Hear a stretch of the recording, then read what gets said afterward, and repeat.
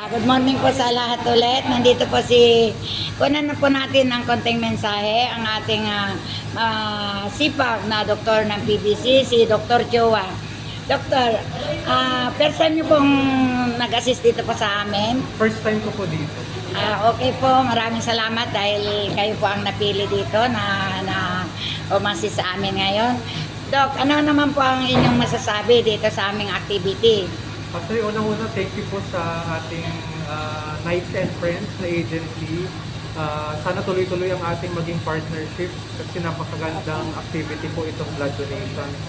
Nakakahikayat tayo ng maraming donors na makakapag-donate at malalaman nila na napakahalaga mag-donate ng dugo. Kasi sa isang pag-donate mo sa 15 to 30 minutes nahihiga ka dyan, makakasagip ka ng 3 buhay. So, isa yun sa hindi alam ng karamihan.